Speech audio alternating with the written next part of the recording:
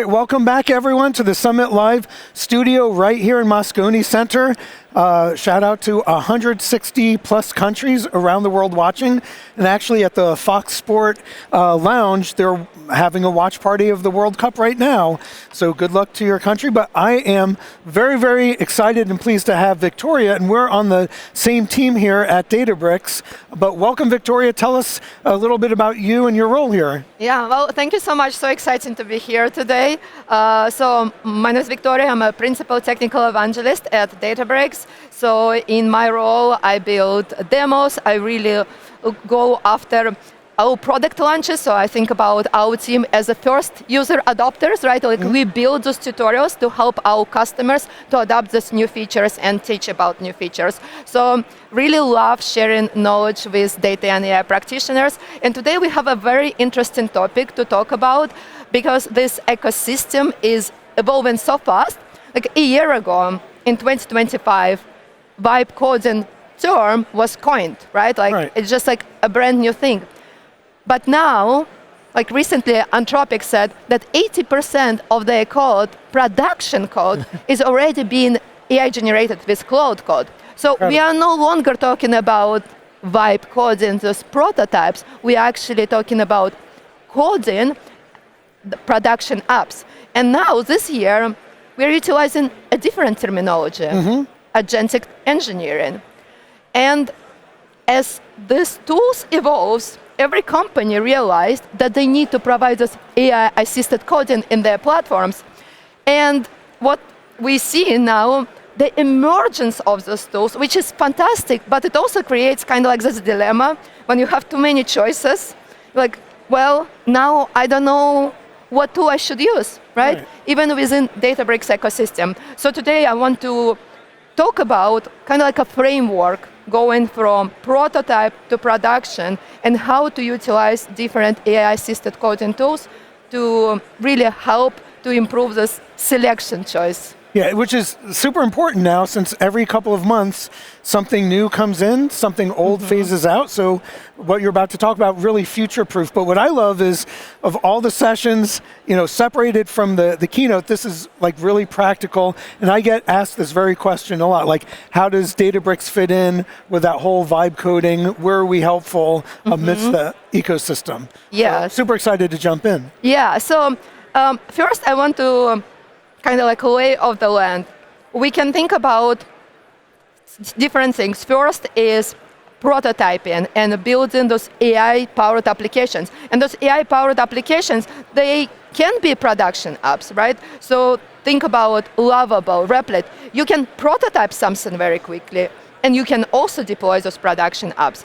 So then we have Claude Code that is more for technical users. Right. And you also can build production apps. You can also prototype. And then we have inside Databricks Genie, which of course was also talked today during keynote. So now how do you make this selection? The way I think about this is if I am building an application and if this is just my idea, I want to get something very quickly as an app, I will go to those tools like Replit or Lovable that are built specifically for this to build prototypes.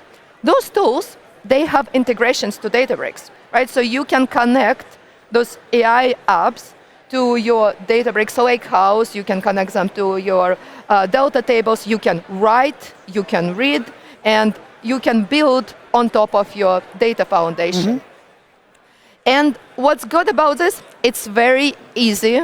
All you have to do is just like a simple prompt, and you actually get nicely polished UI.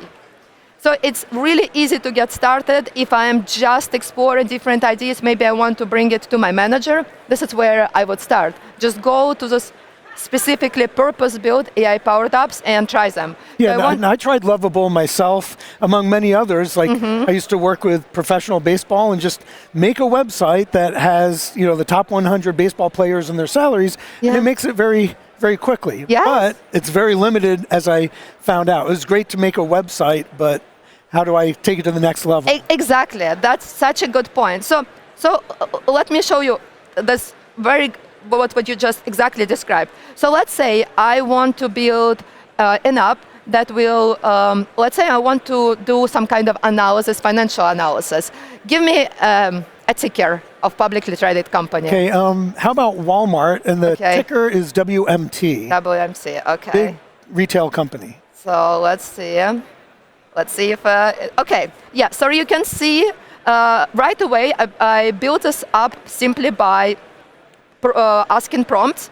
Now I have this very nice stock dashboard. And then what I also created here is pulling SE filing data. And the way that it's being done, the logic lives inside Lovable, right? So Lovable builds the app, it builds the logic, and then utilizing our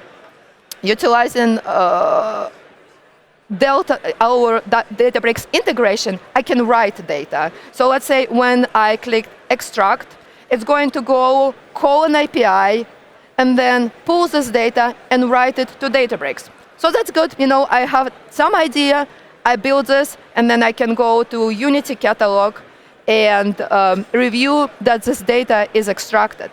But now, as you said, when you start thinking about, but what if I don't want just extract information?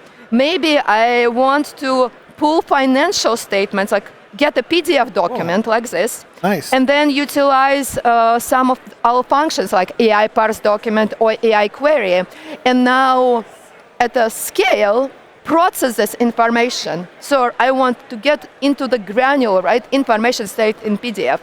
Well, now you are talking about building more like end-to-end, because you need to think about data engineering, not just visualizations, right? Mm-hmm. So this is where you would find that this was a great starting point.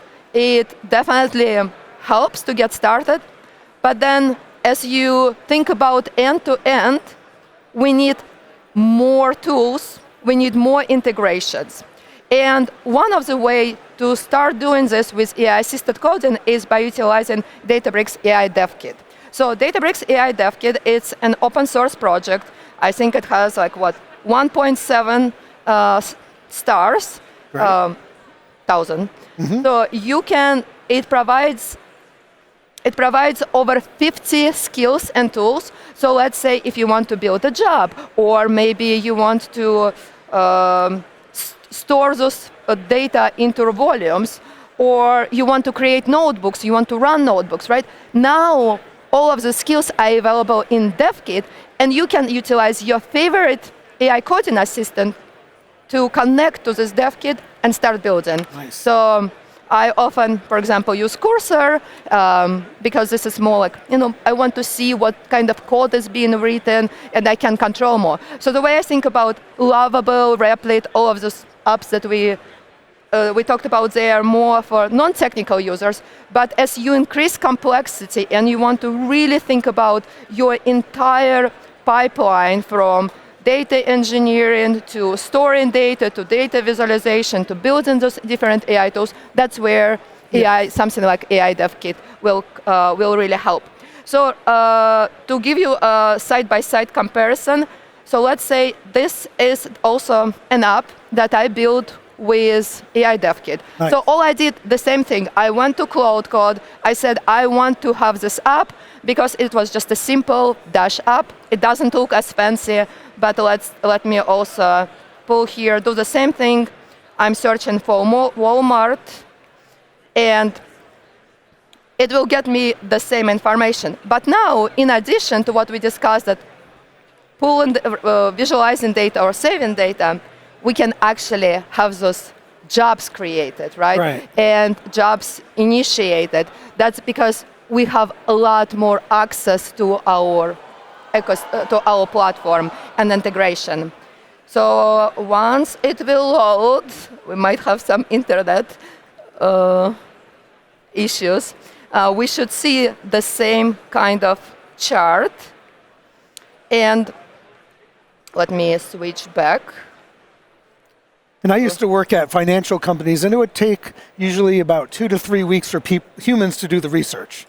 Exactly, because there are so many, like those documents, some of those 10K statements, they can be 100 pages, right? And to process them, that's that's really amazing if you can build like an apps like this that will help you to get insights very quickly. Because once you store data into Delta table, then you can use something like Genie and then start asking questions, right? Because now this data saved in Unity catalog. Actually, let me show you how it's saved in Unity catalog. So as an example, the data that was pulled was stored here in Unity catalog, and I can just simply, let's say, ask for a ticker, and I will be able to see this data. And then I can also use Genie and then ask questions using English, not SQL, right? Which is great. What does this filing say? Exactly. How does it compare to competitors? Like calculate for me P ratio, all of those different things that you can just simply ask questions. So now, where do we go from here? What basically this AI Dev Kit allows you to do, you can now take any of your favorite AI codes and tools and connect to it, and now you can build this end-to-end workflows. Now, you can say, well, this is great, Viktoria, but Databricks also built Genie. Mm-hmm. Then where to use Genie, right? So the way that I see this, when you build with AI Dev Kit and you utilize something like Claude Code, it has MCP, it utilizes MCP connections to go to Databricks and execute the things. It utilizes those general models, right? They don't really fine-tuned based on your Databricks data. So when you say, build me a Databricks app, the model tries to identify which tool to use from those available MCP tools and start building this app. And as I was building the apps, sometimes the model would make some assumptions on how Databricks app is working. Then it would try to deploy it, fail, then come back to me, and I had to troubleshoot this. And this troubleshooting cycle, it might be, first of all, not cost optimized, because going back and forth with those models can become very expensive at some point. And also with Databricks Genie, we found that we have 2x better success rate because Genie understands the data and your permissions on Databricks. So sometimes my application would actually fail because the permissions were not set up. Right. But then if you have utilized Genie, Genie understands, you need to have a service principal permission. Let me provide this type of permissions. So it really helps if you really think about, this is what I want to build. I have this particular idea on Databricks. That's where Genie really shines because it's optimized for your own data. That makes a ton of sense. And that's why Databricks Unity Catalog and this whole vibe coding, that's so central. Yes, so exactly this. And with Genie, let's say the way that I see sometimes, if I have end-to-end where I want to create an application, I want to have jobs, I want to create dashboards, sometimes I would start with more of an agnostic tool, let's say like Claude. I would create the specification file. It would get me the rough draft, and then when I need to troubleshoot and when I need to start building this specifically optimized functionality, then I go to Databricks, and then I will just try to solve all of this additional requests, troubleshooting in Genie, because first of all, it's at no cost, right? And you will just get much faster to your outcome. So they're telling us just a few minutes left, but this is my favorite new chart for the whole day. Is like simplicity and genius. Yeah. So everyone here, pay attention, print this out, put it on your desk, frame it. I love this. Yeah, so just to summarize, basically, if you are someone that is not necessarily familiar with coding, you don't have the developer background, tools like Lovable or Replit, like by the way, actually Replit now launched so that you can deploy Replit apps on Databricks. Nice. So nice. It's a great way to get started. It will give you a lot of different functionalities. Then if you find constraints, this is where you can have two choices. You can either go to any AI coding assistant with Databricks AI Dev Kit and build utilizing your own favorite ID, utilizing your own coding platform, or you can go to Genie and utilizing Genie code, continue building on Databricks platform. And I almost certain that once you try Genie and you will see how fast and how much more efficient and how less troubleshooting you have to do with Genie, you will probably start defaulting more to Genie. So I hope this was helpful. Yeah, it made a lot of sense to me and hopefully to everyone else. So, and anything else? Otherwise, we'll leave it at that. Anything else? I think that's pretty much it. Great. Yeah, yes. If you are more familiar with coding, those are the two other tools that I recommend. But otherwise, I think the most important thing is really to learn by doing. I am a huge advocate of learning by doing. So those are resources for you to start. This is links for Databricks AI Dev Kit, links to the Databricks integration, and also you can try Genie code for free. It's available in Databricks Free Edition. So thank you so much. Well, thank you, Viktoria. Such a pleasure to have you on. Appreciate everything you do.